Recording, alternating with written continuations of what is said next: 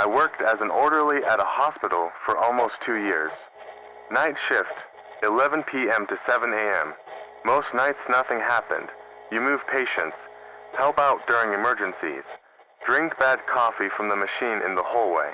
But my second week, one of the senior nurses, Mrs. Contreras, pulled me aside before my shift.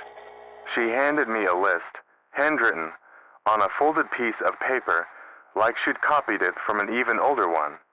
She said, "Just follow them. Don't ask why." I thought it was some kind of rookie prank, until the third night. Rule 1. If a vital signs monitor goes off in an empty room, don't go in. Report it, but don't go in alone.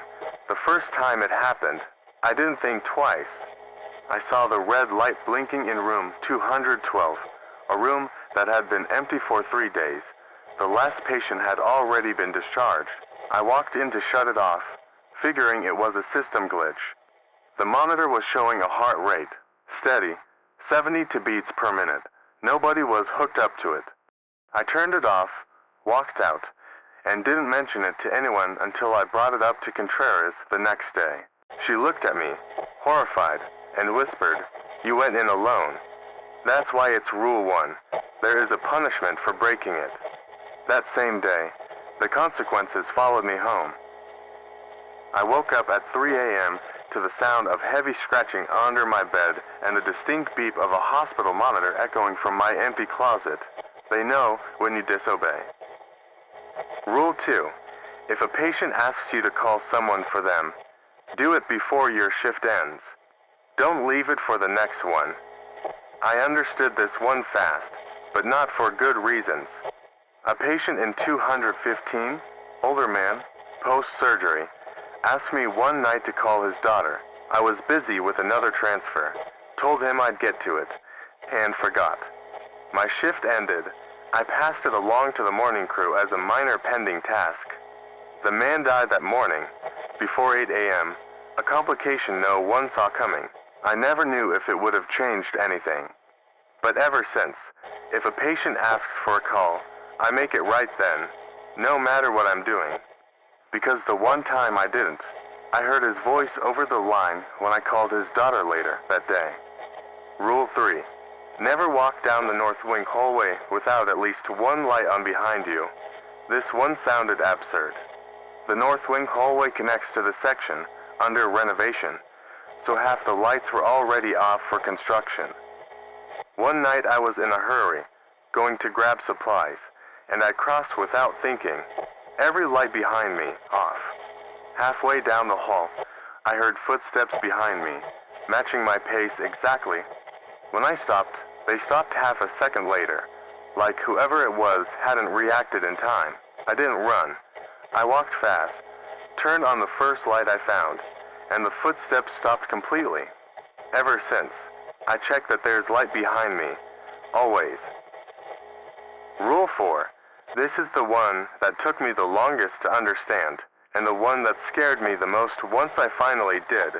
If you hear someone say your full name, first and last, in the hallway, don't answer. Nobody at the hospital uses last names to call anyone. I'd been there for months when it happened. It was almost 3 a.m. I was alone at the nurse's station on the floor, and I heard, crystal clear, from the hallway, my full name. First and last, like on an official document. Nobody calls me like that, not even my family. I froze, didn't answer. The hum of the lights felt louder, like everything else had gone quiet for a second.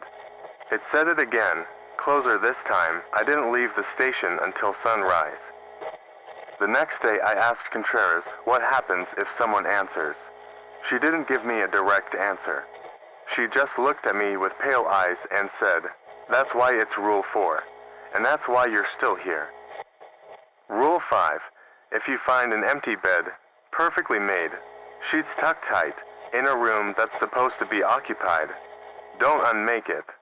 Report it and walk away. I only lived through this one once, near the end of my time there. Room 208. Patient admitted that same afternoon. I went to bring him something around midnight and the bed was empty. Not messed up. Not like someone had gotten out of it. Perfectly made, like it had just been done by housekeeping. The patient wasn't in the bathroom, wasn't in the hallway. The security camera showed he never left the room, not once. They found him asleep in that same bed 20 minutes later. He said he'd never moved. I didn't ask any more questions. There was a sixth rule. It wasn't numbered like the others. It was written separately, at the bottom of the page, in different handwriting. It said, if you ever see another staff member breaking one of these rules, don't mention it to anyone else. Just switch shifts. I didn't fully understand that one until my last week there. It was early morning, close to 4. I saw one of the nurses on shift walk into room 212 alone. The same room from Rule 1. I didn't say anything. I just requested a shift change, made up some excuse. I never saw him working there again. Nobody ever brought up his name again. I left that job a little over a year ago. Switched to a different hospital, day shift this time. 3 weeks ago I got a call from a number I didn't recognize. I answered out of habit. No one spoke at first. Just silence, and underneath it, very faint, that same fluorescent light hum I used to hear every night on the 4th floor. I hung up before I could hear if there was anything else. I haven't answered an unknown number since.